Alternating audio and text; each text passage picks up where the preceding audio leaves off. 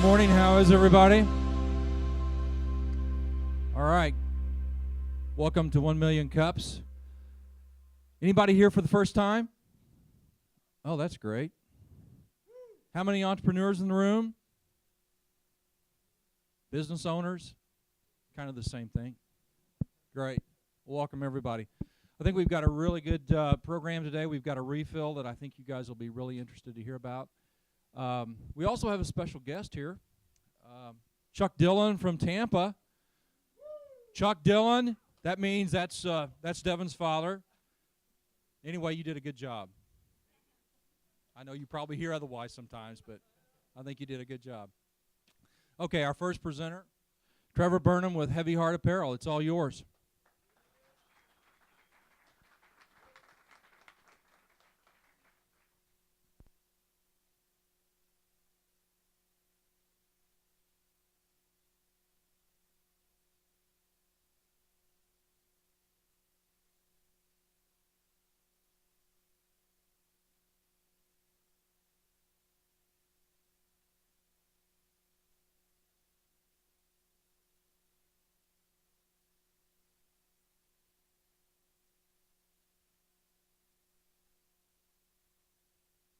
But first, let's take a selfie. Can everyone smile? Wait, hold up. Everyone smile. Say cheese. All right, great, cool. All right, now that that's out of the way. Okay, so Heavy Heart Apparel, what is it? It's actually a very new company to Springfield. All my supporters are here. Woo, hey guys. So basically, it's a company that is mainly focused on taking 25% of its profits and giving back to the community and worldwide to different organizations in need. Just going a little bit forward here. It's kind of hard to read. Our mission and purpose. The best way I can put it is that our goal is to provide a meaningful selection of apparel that gives a customer an opportunity to make an impact in the community and the world by their everyday clothing choices. That's why I'm wearing jeans. That's why I'm wearing a t-shirt. And on top of that, we're raising awareness for organizations in need and ultimately providing impactful financial contributions. What we get to do is we get to hang out and love on people, and we get to give them money. Because honestly, no one knows what to do with the money as much as the organization that's getting it. I'm not trying to say, hey, we're doing this. I'm just saying, hey, let's all rock some shirts, look good, loving people, and just go ahead and get that money to them so they can do what they know is best with it instead of myself. Going forward, how we are different. Well, we offer trendy, affordable apparel that reaches all demographics and gives everyone an opportunity to make a difference. With the semi-annual line release we launch in the fall and the spring, we launch a full 6 to 10 items every fall and then every spring. And then on top of that, we do some continuous a charity of the month. That's basically the structure. We have a charity of the month that is benefited. Now the line benefits, if there's a purchase made in that month, from the full line, it actually helps out the organization of the month. And on top of that, we have a constant changing, we have another shirt that will be released each month that will be directly tied to the charity of the month. So we're continuously refreshing. That's how it's different. You know, guess what? If you see a shirt that you're not that stoked about, guess what? Next month there's a good chance you'll see one that you will be. But what is the real advantage? Okay, well on top of that, I made a connection with this print company called Mint Mountain Printing Co. Now what they're able to do is they're able to offer me the best domestic rate that I can get without going overseas for shirts, without my printing service. They offered everything at cost, every item. It doesn't matter what I get. Now how can they do that, you ask?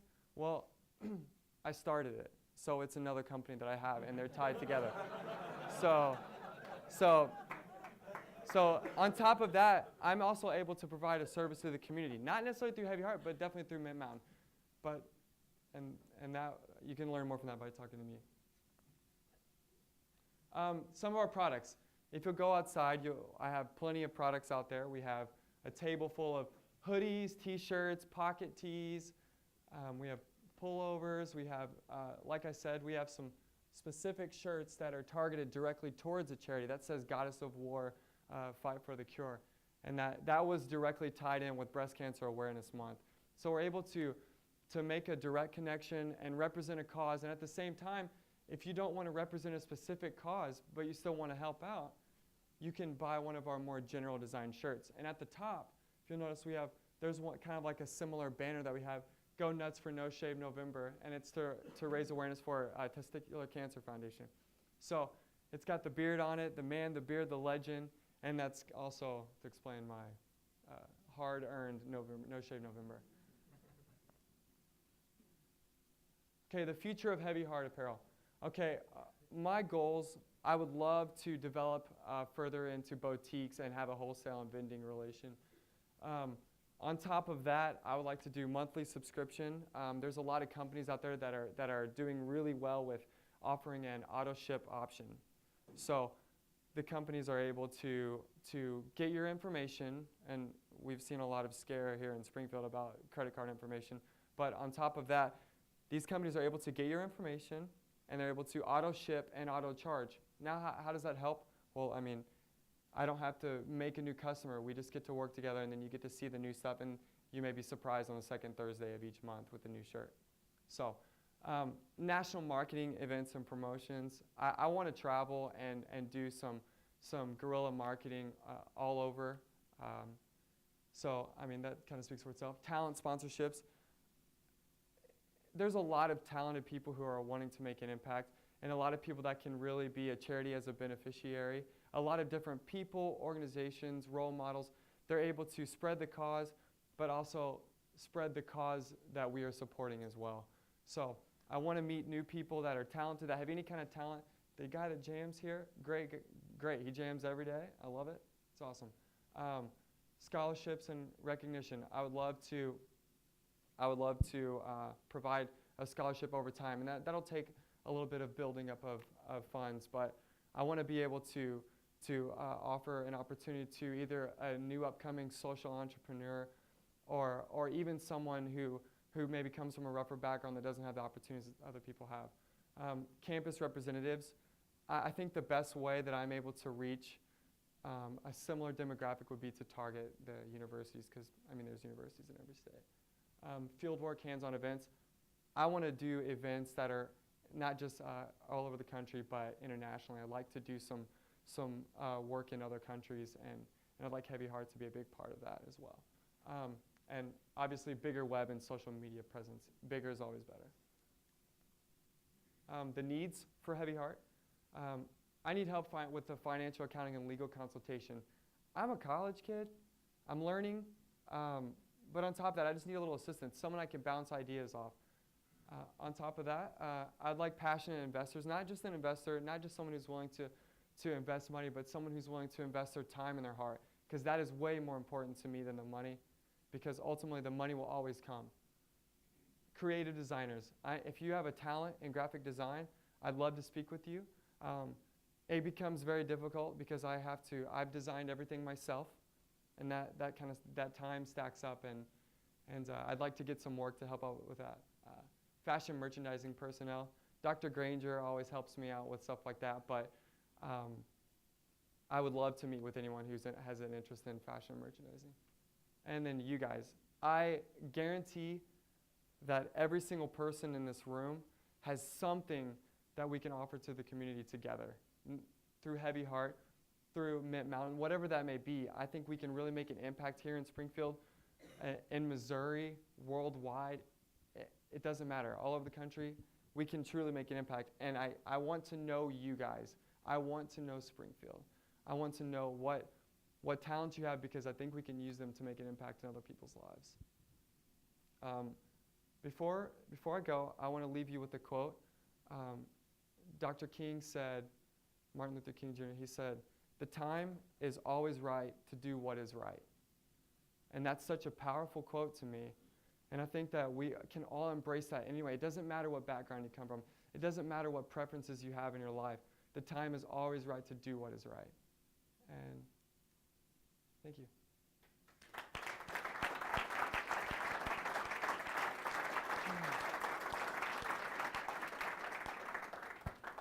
Congrats, Joe. Appreciate it. Thanks for presenting as always. I have lots of questions. First and foremost, I was looking at Life is Good last night, and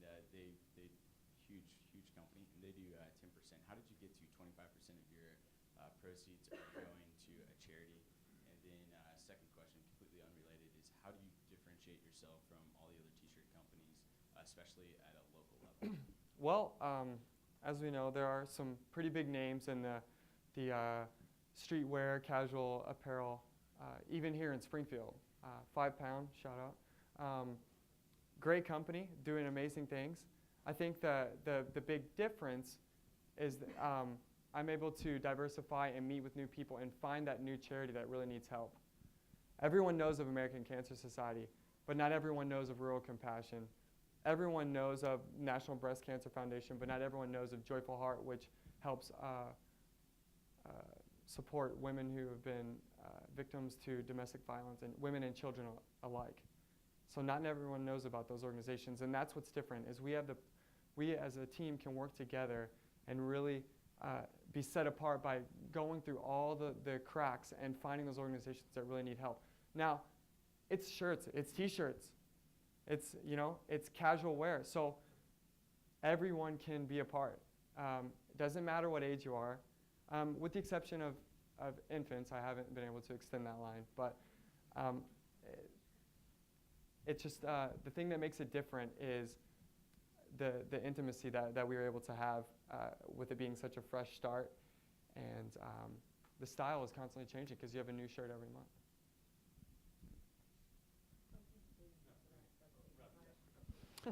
So you're sponsoring a different charity each month. If someone is signing up for your monthly subscription, or if they're buying the shirts in the stores, can they go on the site and see what the next 12 months are? Can they see what they're supporting? Sure. As far as the next 12 months, I'm kind of working on that system because, like I said, the future is kind of coming into the auto ship.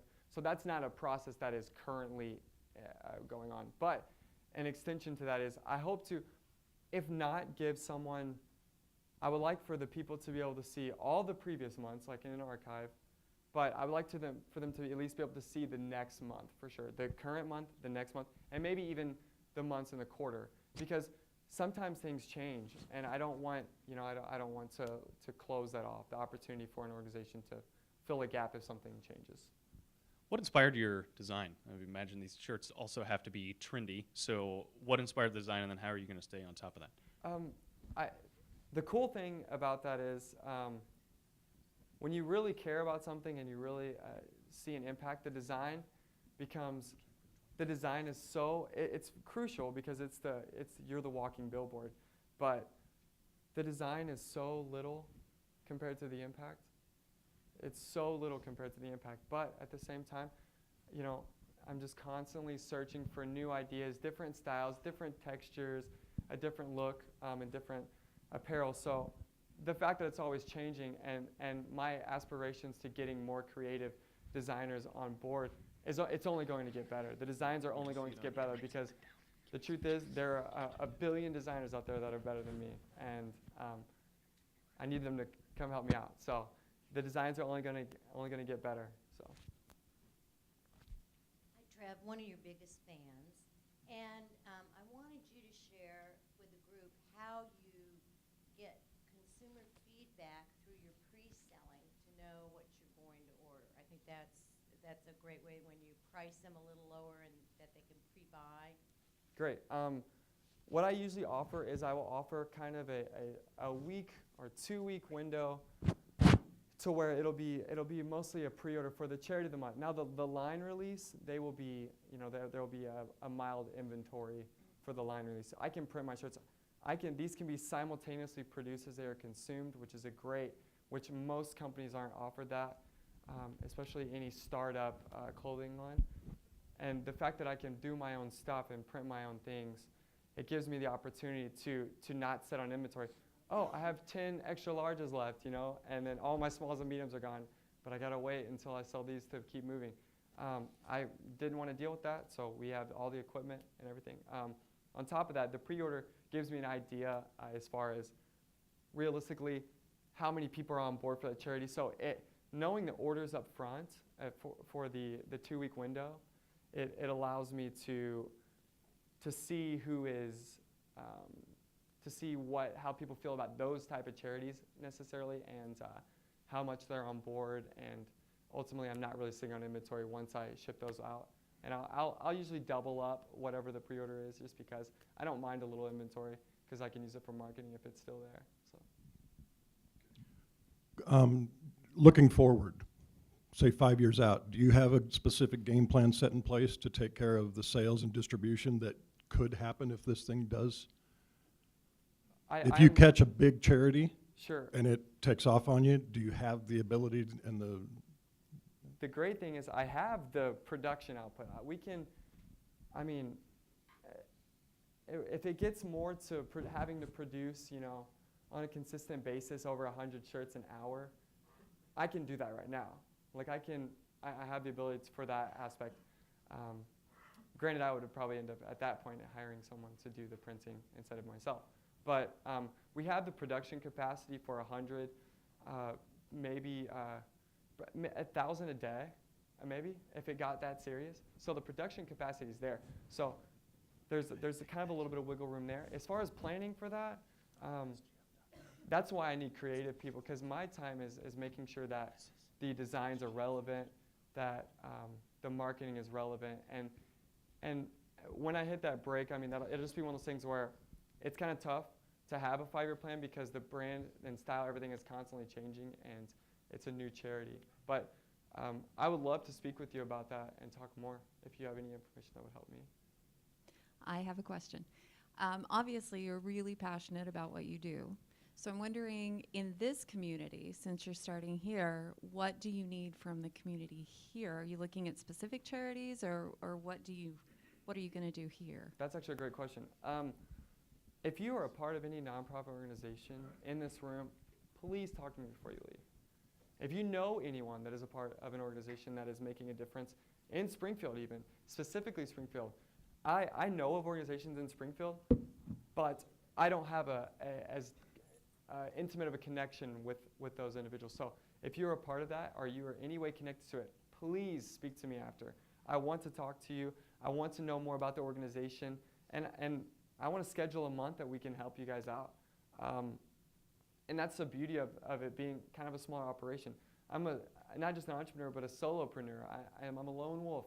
So I need help. I want to meet with you guys, and I want to help out the community, because, you know, if you're not loved at home, you're probably not going to be loved anywhere else. So. Quick question. Do you, 2 questions. One, do you market yourself to nonprofits, saying, hey, we could do this together and we could both gain? And also, do you pre-screen a nonprofit just to make sure they're all legit? I use Charity Navigator typically to pre-screen. They do a good job. They kind of made a bloop with Invisible Children, but because they had that big fiasco a while back. But I usually research it quite a bit, and I would say probably 60% of the organizations that I help are people that I've connected with on a personal basis. So I'm able to really see the heart behind the organization, and it really, really helps knowing, and that's why I want to get to know people in the room. Just so you have kind of a perspective on where this question's coming from, I am extremely disgruntled wife whose husband refuses to give up one of his t-shirts. So the question is, who needs 12 t-shirts in a year? And also, do you have anything where maybe you could give back by saying, if you donate to a specific charity, last year's t-shirt, I would give a discount? Oh, got you. Okay. Going off of that, I have thought about, I will always have a charity of the month. But as far as the auto ship, I thought about doing it maybe quarterly or every other month. So going on top of that, I do agree with you. I mean, all I wear are t-shirts. So for me, 12 shirts a year is great. So, but on top of that, I have other items, you know, like hoodies and stuff that will be connected. Like, keep your eye out, because next month I'll have a crew neck. So, you know, you don't need a sweater. It is cold outside. So, on top of that, yeah, there's different ideas, and that's kind of the future. Like I said, the auto ship and the monthly subscription, that's kind of in the future. I still need to work out some kinks, and I appreciate the question for sure.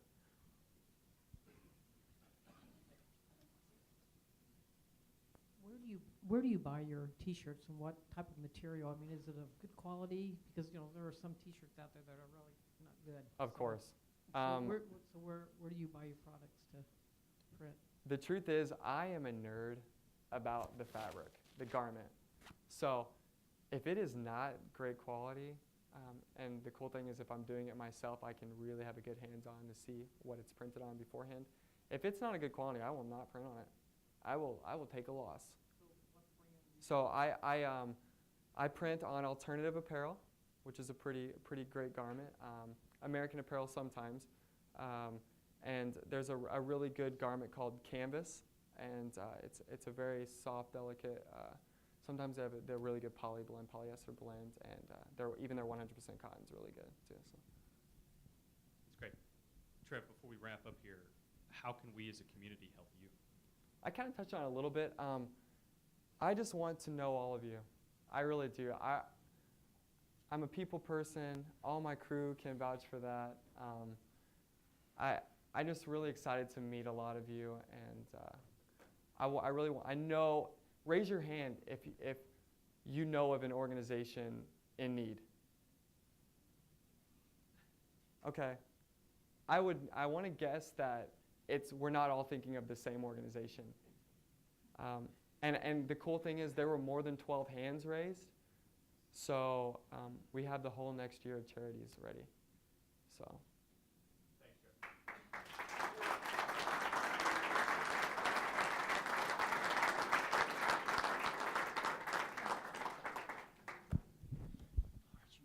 All right, we got a couple quick announcements real quick. First and foremost, we are not going to do 1 million cups for the holidays on a couple dates. So the 26th, the Wednesday before Thanksgiving, we will not be here, and the 24th, the day before Christmas, and the 31st, the day before New Year's. The Real Estate Investors Group, Sean, is in here somewhere.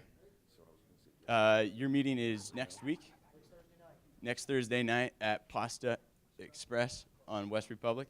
And if you have any questions, Sean's over here and Chad's right there. Go to them for questions. We have a startup weekend boot camp here at the E-Factory on Friday, November 21st at 6:30. And there's going to be discount cards there for the startup weekend, which is coming in January. If you guys aren't familiar with startup weekend, it's a really cool event. It's all weekend long. Everybody gets together and puts their ideas up on a board and vets those ideas. And then you break off in teams and build out those ideas through the end of the weekend. And then there's prizes. And sometimes companies get started of that. So that's a new thing for Springfield. It's the first time ever going on. Chad is running that, and some guys at the E-Factory in unison with the chamber and I think the city of Springfield as well. And you can sign up for Startup Digest at upspringfield.com. And that's a directory of events, people, businesses, and upsgf.com. Thank you. And Jeremy is curating it with Chris Allen, right?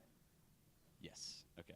And NK's here for the first time in a while. NK has an event with Refine M. NK is a project manager and in-house specialist here at the E-Factory. Your next training is November 17th through the 18th, which is an agile fundamental training. So for software and or startups, if you guys know some people that can benefit from project management services or consulting, check out NK. He can answer all your questions. He's right here. And our next presenter is, I was just thinking about it. I call you guys the king and queen of Springfield 1 million cups. They're like our golden child, and definitely an alumni. They were our third or fourth, second presenter. The second week, our third or fourth presenter, way back in March.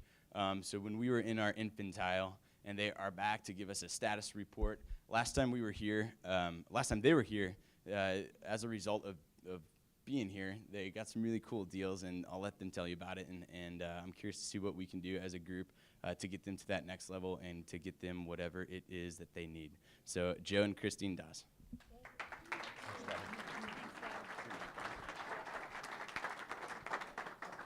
I think it's on. Yeah, it's on. Yay. Should we do a selfie? Oh, no, we already did that. Okay, sorry. Well, Joe's driving today, but he said, why don't you introduce us? All right. My name's Christine. This is Joe. We cut our teeth in broadcast journalism in a lot of towns around the country. And in Springfield, Missouri, we spent many years. But we are now granola producers, sellers, distributors. We make honey roasted granola. We started this company in 2010 when a lot of changes were happening in our life, both professionally and personally.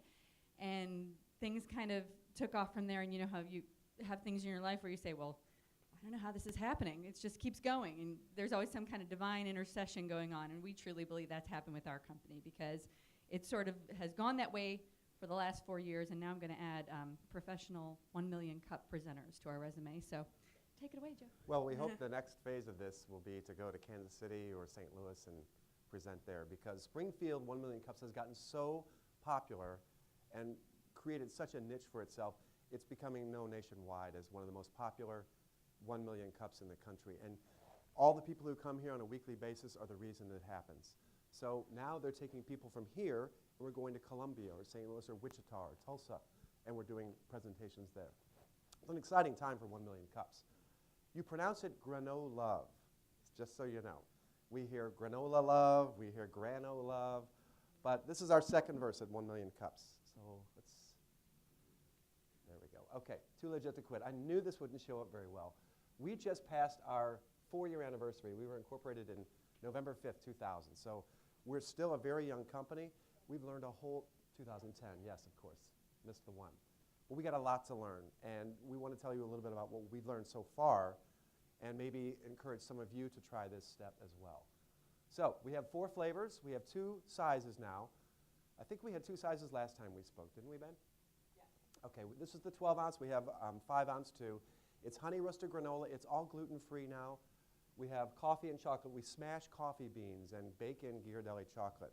Who is not excited about that? I saw your eyes go out.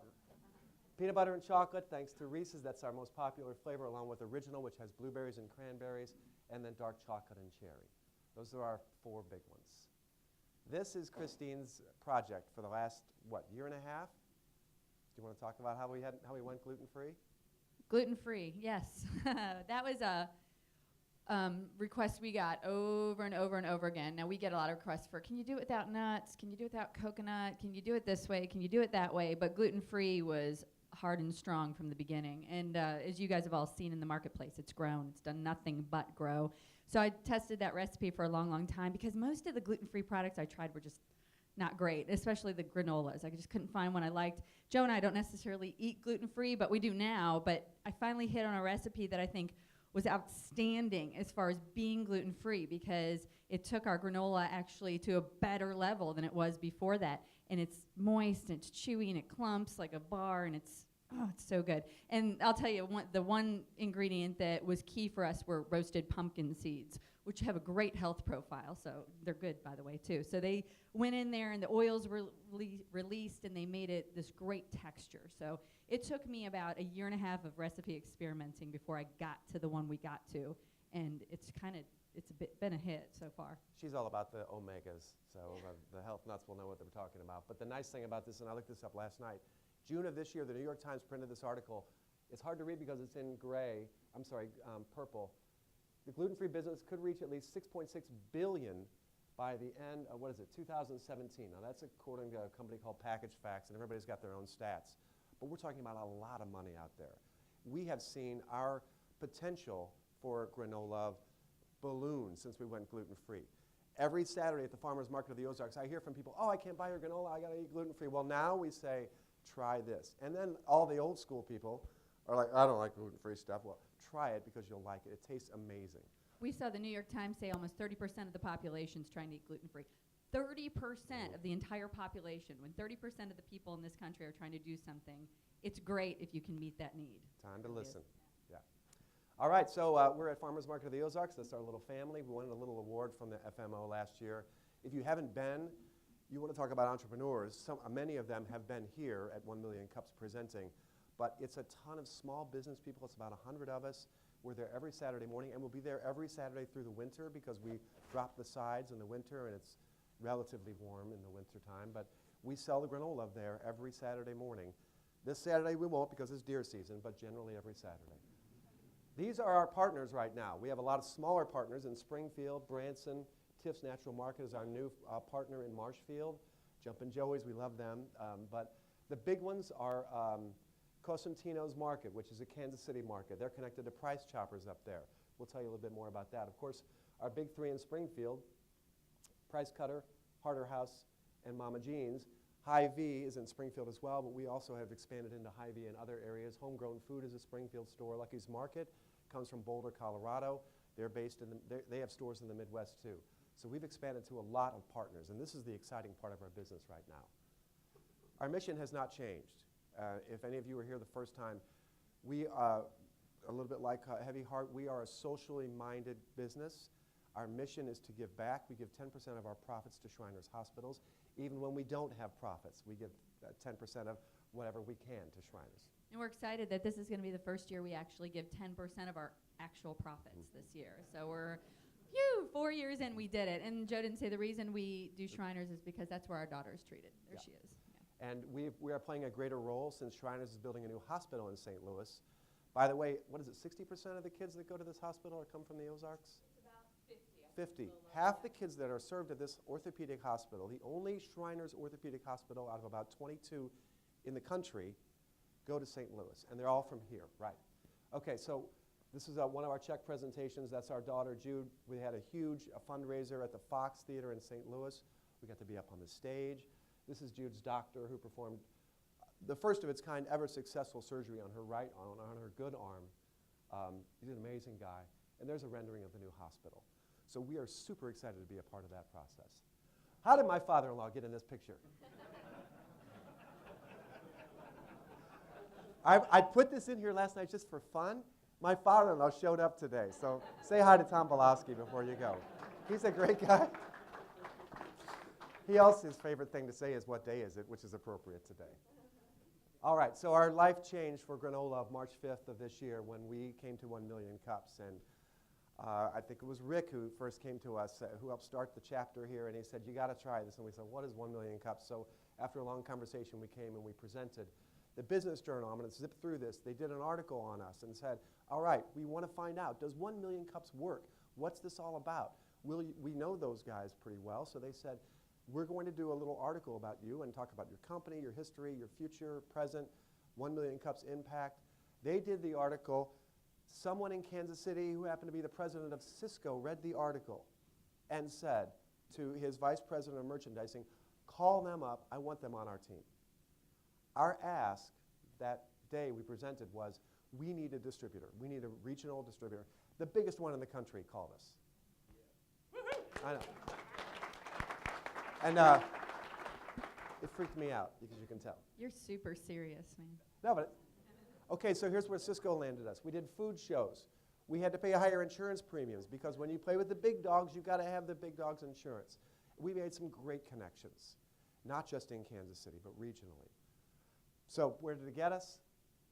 For Cisco in Kansas City, we sold 20 cases in 4 months. That's not very good. So it didn't work with Cisco. So our great success story, all of a sudden, the balloon popped and the air went out. And that was a tough one. That was a real tough one. And that just happened the other day. It was actually, the great news about that is we had gone through a failure the previous year. So we went into Cisco really with a lot of knowledge. And we knew what the end result might be with them just because of who they are. They're the Walmart of distribution, basically. They are food service, which is kind of commodity foods, that sort of thing. And we are not really low-price commodity. We are higher-end artisan granola. So we kind of knew the match was odd, but it was a great entryway for a lot of things that Joe's going to talk about. Right, and I know we're going to go over time, so we're going to go fast. So Cisco went sour for us. Not anything because of the company. That is an amazing company, and one day I think we'll be back with them. As a result of that, Fast Company magazine, a huge business magazine in New York, got a hold of 1 million cups, partly because of our Cisco connection and what happened with us through 1 million cups, interviewed us, Christine, and 1 million cups, and did an article. Springfield got put on the map in a New York business magazine thanks to 1 million cups. So It was a coffee week, and it said the company that uses coffee to fuel entrepreneurial success. That's one MC. It was a great article. We were a little freaked out because it's the big time, you know, but we had a little media experience, so she did a great job. I jump forward. Then we happened to meet a little guy named Joe Canova in Kansas City. This is one of the connections that we got through Cisco and everything else. Joe hooked us up with Cosentino's. Cosentino's hooked us up with a Kansas City distributor. So we had not lost Cisco yet, but we also picked up a small distributor that gets us to everywhere we need to go in Kansas City. Boom goes the dynamite. We get to Lucky's, which is in Columbia and St. Louis. Ellisville is a St. Louis suburb. We're in Cosentino's Markets, which is kind of like a high-end price cutter bistro in Kansas City downtown, Brookside. They have price choppers in those towns in Kansas City. We're in Hy-Vee now in those areas in Kansas City and in Springfield. So it has ballooned for us. Why do I keep doing that? We started a sampling program. We have college kids that are going into the stores and sampling for us because nobody knows us in Kansas City. So we've got a girl from Rockhurst and in Central Missouri State in Warrensburg who are sampling in the stores in Kansas City now to put Granolove on the map for us. And it's helping a lot. We're trying social media blitz. Everybody does this. We're trying to encourage people to do like 417 magazine. This guy was in Alaska, is that right? Take your picture, put it on our Facebook page. Get the talk going. We know tons of people in Kansas City. We're asking everybody, put us up on Facebook. We're in the stores. Go in. Help us out. Do that guerrilla marketing that everybody talks about. Where's Granolove now? We had our first ever change of labels, logo, and recipe this year. That was a big deal for us. Our profits are up. Sales are up. They don't equal because we had a big loss last year, right? More than doubled our retail outlets this year, and we expanded into 4 new cities. So we're on the way up. Where are we going? We have a new opportunity in vending that we're considering right now. They're considering us too. It's vending like not a vending machine. It's vending like you don't know. It's a whole new world. We have new connections to large online retailers that we're examining, granola bars, seasonal flavors, farmers markets in other cities, and even a regional distributor. There's another guy who presented at 1 Million Cups some time ago. His name is Russ Gerke, and he's in the front here. Russ was at our first presentation, and he put this together. And he just by chance yesterday sent me a picture of this thing in motion. It's a granola bar maker. He made this in his shop. So this is the kind, and we don't know if we're going to make granola bars. We're not sure this is going to work out. He doesn't even know yet. It's a prototype. But that's the kind of collaboration that happens when you come up and stand in front of 1 Million Cups. The doors it opens, the connections it makes. Tim and Jane Bennett, they used to own the Mayman Door Company, are here in the front row. We're talking to them. They're potential investors for us. It's just amazing the kind of connections and the things that can happen to you when you stand up here. We could still use a regional distributor. The one we have now is small. We have a lot of questions in our future right now, and that's the exciting part. So what day is it? That's our presentation. Thanks for having us here.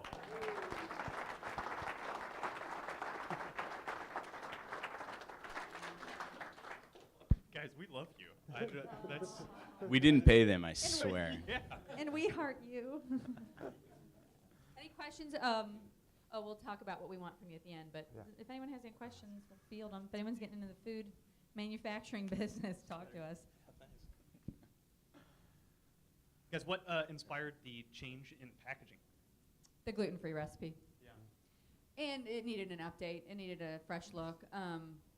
But once you change a recipe, you have to go through the whole nutritional process again. The FDA requires that little thing. So we had to redo our nutritionals, which meant the back label was being redone anyway. So we went back to the drawing board on the front label as well. And actually the woman, our graphic artist who produced our logo the first time, she just sort of freshened up the logo, and boom, we did it. Boom with the dynamite. We are really lucky to have a connection. And by the way, Springfield has this amazing network of food marketers and just marketers in general with Noble Communications and Marlin and all. And the beauty of it is they're the upper crust. I mean, they're helping Nestle's and Campbell's Soup and everything. But there are so many former employees of those places, like Christine. They're all like this, and they all know each other. And boy, if you tap some of them, We use them all the time. it's a creative gold mine. Yeah, I'm grateful to them. Yes, Devin. How long did you work on your recipe before you went to market? And number two, are you pretty much regionally focused right now on distribution? Is that what your intent is? We worked for a year and a half on the recipe. The gluten-free. The gluten-free change. recipe, sorry. Yes, we're focused regionally mostly because I tell a lot of people this. We get a lot of people who come to us and say, oh, I can get you in here, I can get you in here, I can get you in here. And the best quote I've ever heard, I didn't make this up, but somebody said, it's easy to get on the shelf, it's hard to get it off the shelf. So now that we're on the shelf in a lot of new venues, we are really focused on making that successful. So when I say regionally, yes, we need to make the state a success. We're talking to grocery chains in Oklahoma right now. Don't get me wrong, you know, if Starbucks called tomorrow and said, we want to put you in every store in our country, we would ramp up production and we'd go. But, you know, you take the opportunities that are there. I mean, we do have, and I'm not even going to say it because I don't want to jinx it, but we do have a national opportunity that we are fleshing out right now with somebody, and it could be 6 months to a year down the road, but it's definitely something that we are taking very seriously. So maybe you talked about this. I tend to zone out sometimes. Maybe I missed it. But so how did you get into granola? Why granola?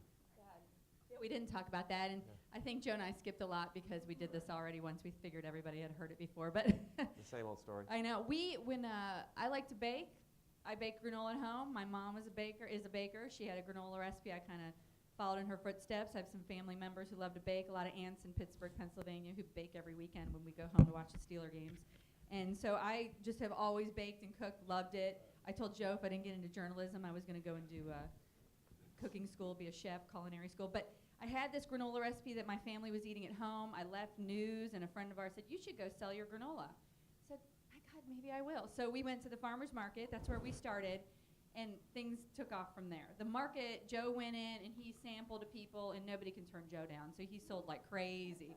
So he and then the markets, the supermarkets in town started to take notice. They hopped on board. So going from, it was my kitchen recipe, but then to go to a larger scale took some tweaking along the way, as everybody knows. But I'm proud to say it didn't get too far from the kitchen recipe. That's why I think it's so good and why people really like it. They turn over the ingredients and they say, oh, I know what all these are.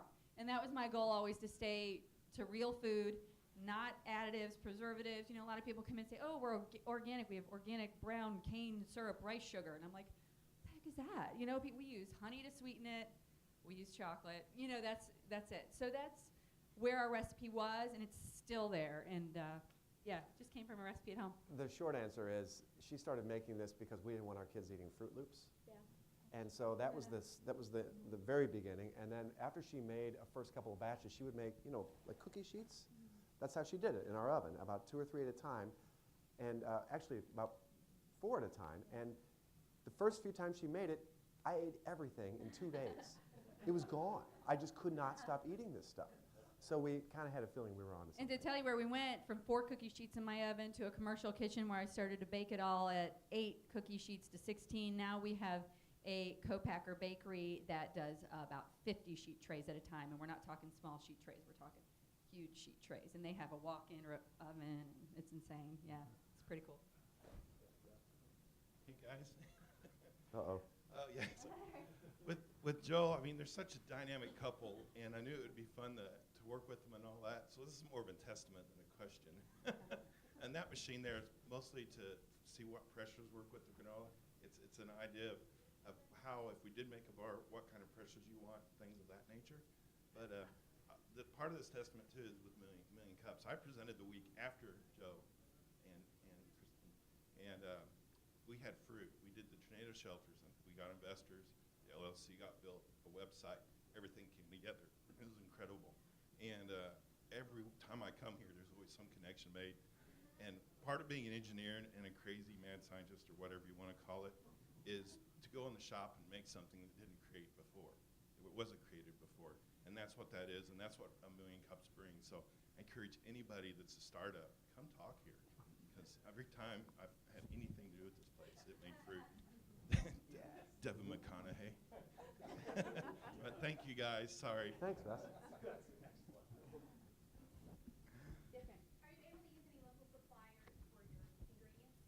Not for ingredients. You know, coffee beans don't really grow in Springfield, unfortunately.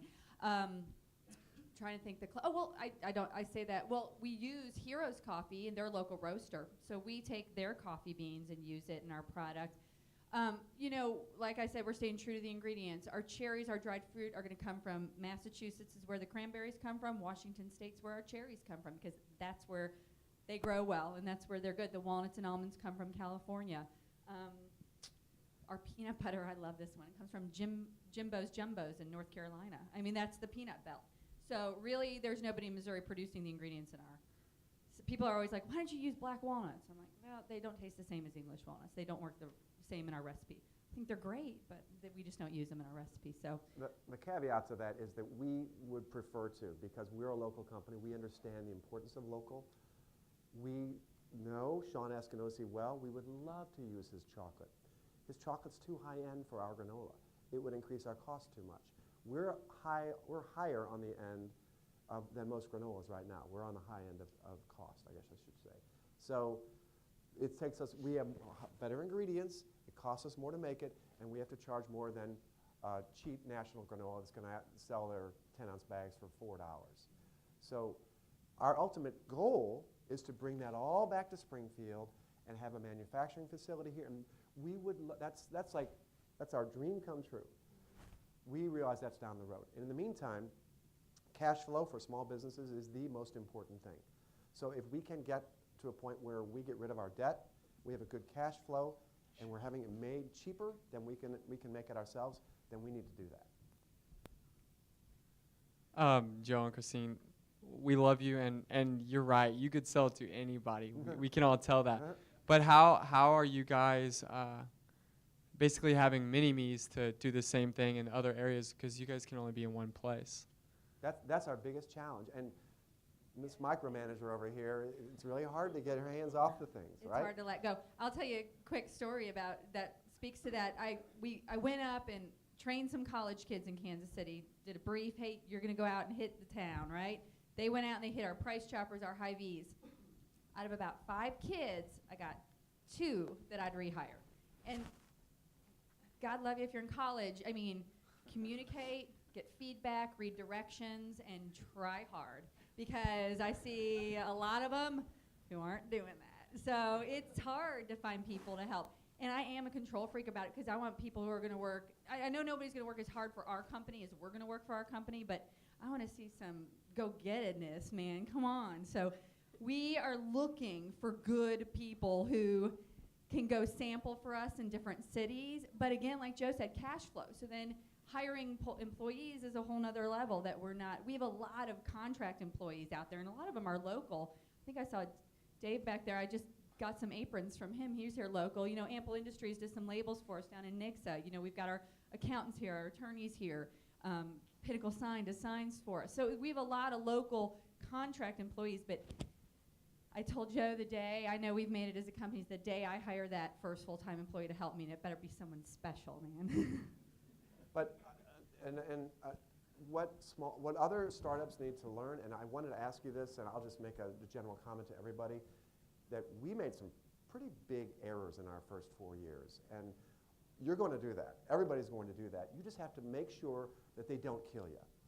And you make sure they're not so financially out there that it doesn't wipe you off the map. Because you're going to make them. You've got to try. So once you make them, regroup and get back to your business plan. You have to have a business plan. You have to know your numbers, as the guys at SCORE will tell you, and the Small Business Administration. There's an SBTDC here at Missouri State.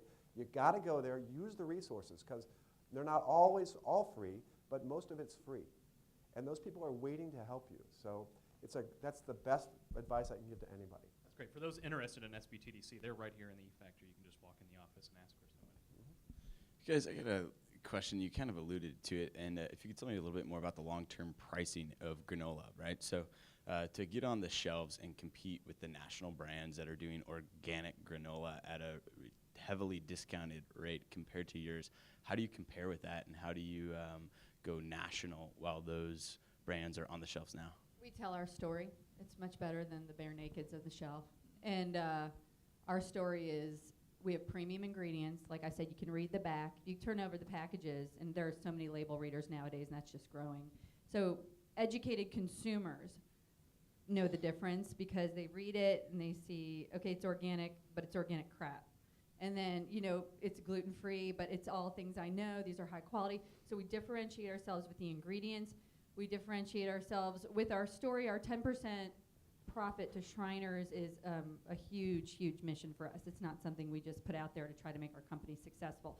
We have a personal tie to it. And we tell that story, and it works. People buy into it, and they help us and support us, and that's why we've gotten as far as we have. Do you want to say something else about it? The real challenge for us, though, is against brands like Bare Naked granola. What we have found, and the reason we're doing these samplings, is that if you taste this granola, you will not try any other granola. There is not one, and we've tried tons of them, none of them, they just do not. And this is just not Mr. Egotistical talking here. I don't even make this stuff. But ours is the best tasting granola you'll have. And it's probably on the top 5%, if not higher, of the best for you out there and the best ingredients. So what we have found every Saturday for the last 4 years just about at farmers markets and in samplings and on Facebook and social media and talking to people is that this stuff is amazing. It tastes great. And since we've gone to gluten-free, that price point gets a little higher because gluten-free products cost more. And so ours tests out, and you didn't see it, you couldn't see it, but when we tested our granola, it tested out at 2.5 parts per million. That's at a cross-contamination phase. That's so minute for parts per gluten. It's 8 parts per million below the certified level. So it's really clean granola. To answer Devin's question even more, though, we are concerned about price point going forward. We always are. But the great news is I think we've hit a point where our costs are actually just going to go down now because we've figured it out. So we've and now the more we sell, the better it gets. And the more distributors we're in, the better it gets. And so it was a struggle those first few years to beat those other granolas. But we're doing a discount program in Mama Jean's soon. You'll see it on sale for $1 off a bag. I mean, we can do those kind of things now because we got to the point where we have enough going out. And that's the key. Sell as much as you can. The more you sell, the better you can bring your margin up. So it's a constant going forward. Hey, since we have just a couple minutes left, so you guys have so much conviction. You have so much passion for what you do. And I think everybody in the room really admires that. And I think that a lot of the startups, they have that own passion as founders for their industry. But how, as you grow outside of our community where we know you so well and we buy granola because we believe in you, how do you sell your passion and your conviction in other communities and get the buy-in there? That's probably our big hurdle right now. I went in and met with 6 Price Chopper managers last week in Kansas City, and that made all the difference. Before I went in and shook their hand, they had no idea. They just knew that the guy at corporate told them to put our bags on the shelf. I went in and I met with them. I talked to them and I got an email from one of them, and we did samplings, and it did great. And they're all excited. They have no idea who Joe and I are from anybody. But after I met with them, I got an email and tell him this from one of the Price Chopper managers in Kansas City. She said, "It went so great. We're so excited to have you on our shelves, and we're excited to go forward with you." So I know that makes a difference. So I guess Joe and I will both be doing a lot of trips to Kansas City and St. Louis and wherever else we have to go, and that's part of our mission. We're only 2 people, but we will get up into our markets as much as we possibly can, and we will try to do 1 million cups in Kansas City, hopefully. And the other answer to that is advertising. See me after the program if you're interested. Awesome. Well, Joe, Christine, thank you so much. Well, before we get there, hold on one sec. I want to anchor this with, you guys really just knocked it out of the park, right? And thanks for the endorsements. But just to recap, what's the one thing that we can leave here? We all have a huge network, and we're here to not be lone wolves, right? We are a community. We are a family. What's that one thing that you guys are looking for? Let us know, and then we'll let you go, and I bet you we'll get it. I know he's a lone wolf, but you had your wolf pack here, all right? If I can quote the movie. Anybody with me on that? Yeah. I have 2 really specific things I'm going to ask you for, but you had something bigger. Okay, these are super specific. We're about to meet with the biggest employer in town, so if you work at or know somebody at Cox Hospitals, go request our product in your cafeterias. Go do it today. Go do it tomorrow. Go request granola. We've got these little small bags. I want to see it in every cafeteria in Cox. The other one is, what was the other one? Oh, if anybody specifically knows a decision maker over at AWG, I'd love to talk to you, or Joe would. We want to talk to that person who knows the person at AWG, because they're our next door to knock down. Two other ones. We're still looking for a mid-size or a regional distributor. We're in talks with one right now, but we never know until they say yes where it's going to go. So if you know someone that does that kind of distribution, food distribution specifically, specialty food distribution, we need that kind of connection still. We went from the biggest to a very small one. We'd love one in the middle that helps us get to places through Nebraska and all the Hy-Vees in Iowa, Reese's in Oklahoma and Tulsa, and Hy-Vees all over Missouri, Schnucks in St. Louis. We need that kind of a connection. Also, our online retailers, the big ones that we're hoping to get, Costco and Sam's, if you know anybody, help us make the connection, because we're already making some inroads, but any kind of connection helps. And we can work it pretty well, but we need the help. Thank you, guys. Thank you all.